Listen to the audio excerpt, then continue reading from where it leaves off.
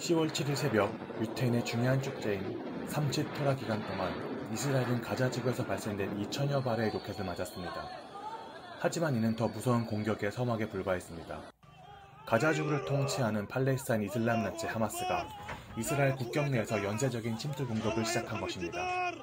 충격적인 영상이 소셜미디어에 들불처럼 퍼졌습니다. 폭발물을 가득 실은 불도저와 트랙이 요새화된 가자 이스라엘 국경 출청로를 뚫고 들어왔습니다. 전동 글라이더를 탄 전투 부대가 상공으로 솟구쳤으며 보트가 이스라엘 해안기지를 공격했습니다.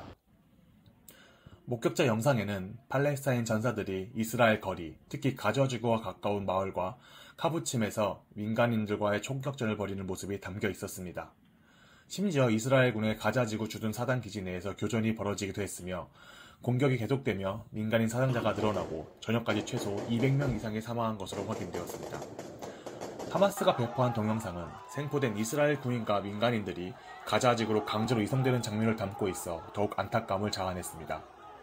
이스라엘 군 대변인 다니엘 하가리 해군 제독은 대치가 계속되고 있으며 하마스 요원들이 이스라엘 내에서 계속 활동할 가능성이 있다고 확인했습니다.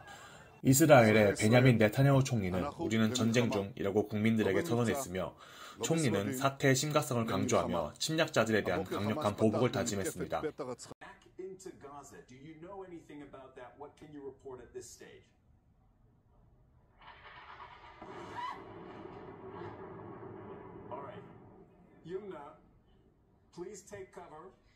If you are in a position to do so safely, you can explain to us what we're happening. If you are not in a position to do so safely, then please get to safety.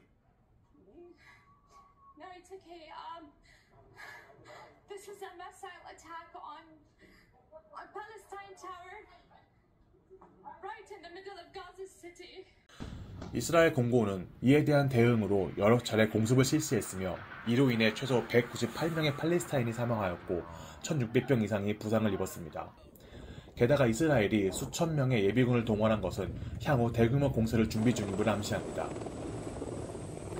이 전례 없는 공격으로 인해 이스라엘과 가자 지구의 최근 관계에 대한 재평가가 필요해졌습니다. 이전까지 이스라엘은 가자 지구의 봉쇄를 점진적으로 완화하면서 수많은 일용직 노동자들에 대한 취업 파악을 내주었습니다. 그러나 최근의 폭력 사태로 인해 이러한 개선 조치가 무기한 중단될 위기에 처했습니다. 하마스는 승리의 허세를 과시하며 이스라엘의 취약성을 보여주는 증거로 대담한 공격을 선언했습니다. 그들은 이번 공격이 예루살렘의 알-아크샤에서 이스라엘이 저지른 전쟁 범죄에 대한 반박이라고 주장했습니다. 그러나 좀 더 자세히 들여다보면 하마스가 팔레스타인 국민들에 대한 리더십을 주장하는 동시에 이스라엘이 여러 아랍 국가와 맺으려는 외교 관계를 방해하려는 전략적 움직임을 하는 것이 드러날 수 있습니다.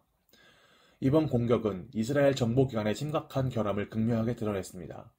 수개월에 걸쳐 치밀한 계획과 자원 조달을 통해 이루어진 하마스 작전의 규모와 복잡성은 이스라엘의 가자 지구에 대한 철저한 감시에도 불구하고 눈에 띄지 않았습니다. 이는 단순한 정보 부실이 아니라 심각한 개념적 결함을 나타냅니다. 이스라엘은 하마스 내 지뢰 정파가 가자 지구에서 현상 유지와 통치권 강화에 관심이 있다는 가정하에 모든 작전을 수행해왔습니다. 이번 공격은 여러 측면에서 이스라엘에 심각한 영향을 미쳤습니다. 팔레스타인 무장 세력이 이스라엘 영토를 자유롭게 누비는 모습은 이스라엘의 군사적 신뢰도를 심각하게 떨어뜨립니다. 이번 사건은 이란의 지원을 받는 하즈볼라와 같은 다른 지역 단체에 활기를 불어넣을 수도 있으며 이 단체는 이번 공격을 계획하는 데도 역할을 해줄 수도 있습니다. 이스라엘 내부에서는 지난 9개월 동안 격동적인 정치 상황을 고려할 때 이번 위기가 네타냐후 총리의 리더십에 대한 논쟁을 불러일으킬 것이라고 생각하고 있습니다. 정쟁이 계속되는 가운데 비판의 목소리는 잠잠해졌지만 야당의 목소리가 커지는 것은 시간 문제입니다. 중동은 이스라엘과 사우디아라비아의 수교 가능성에 대한 이야기로 떠들썩했습니다. 이러한 적대 행위가 협상에 미칠 영향은 아직 불확실합니다. 사우디아라비아는 하마스를 특별히 지지하지는 않지만 이스라엘에 대한 뻔뻔스러운 공격은 국경 평화를 달성하기 위한 험난한 여정을 강조합니다. 오늘은 여기까지입니다. 좋아요와 구독 그리고 알림 설정 부탁드립니다.